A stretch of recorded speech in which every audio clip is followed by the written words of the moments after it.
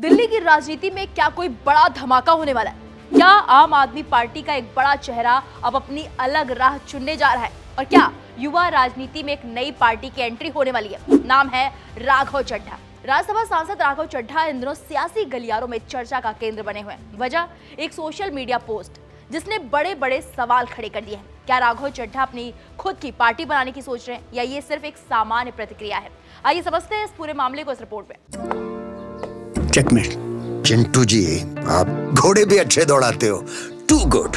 थर्मोकूल cooler, सिर्फ ठंडी हवा बाहर नहीं आएगी, आपका बड़प्पन भी बाहर आएगा। थर्मोकूल, इंडिया का नया अंदाज।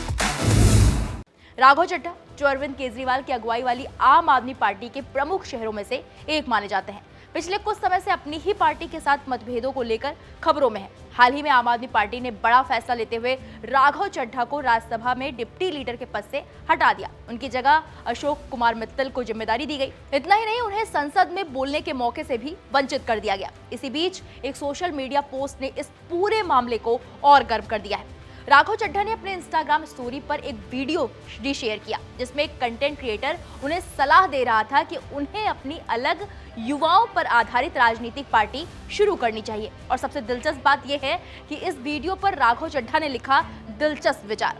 बस यही दो शब्द अब सियासत में बड़ा सवाल बन गए हैं। लोगों का मानना है कि अगर कोई नेता ऐसे समय में इस तरह की प्रतिक्रिया देता है जब वो अपनी ही पार्टी से नाराज चल रहा हो, तो इसे सिर्फ मजाक या सामान्य प्रतिक्रिया नहीं माना जाता।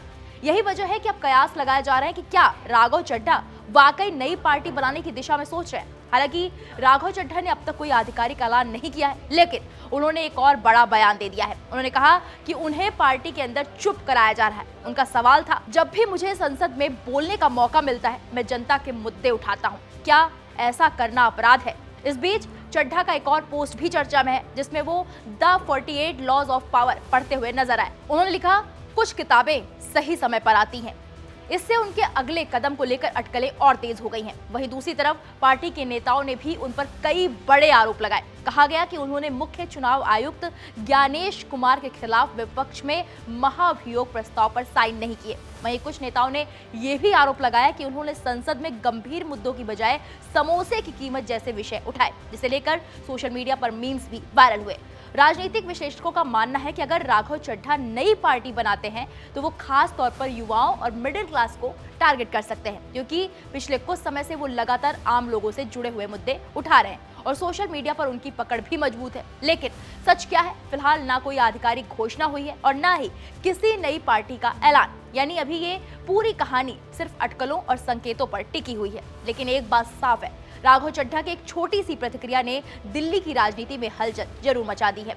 अब देखना ये होगा, क्या ये सिर्फ एक दिलचस्प विचार था या फिर किसी बड़े सियासी कदम की शुरुआत। फिलहाल नजर बनी रहेगी राघव चड्ढा के अगले कदम पर, क्योंकि उन्होंने अगर नई राह चुनी तो सिर्फ दिल्ली में ही नहीं, पूरी देश की राजनीति में बड़ा बदलाव हो सकता है। इस पूरे मामले पर आपकी क्या राय है, हमें कमेंट बॉक्स में जाकर जरूर बताइएगा।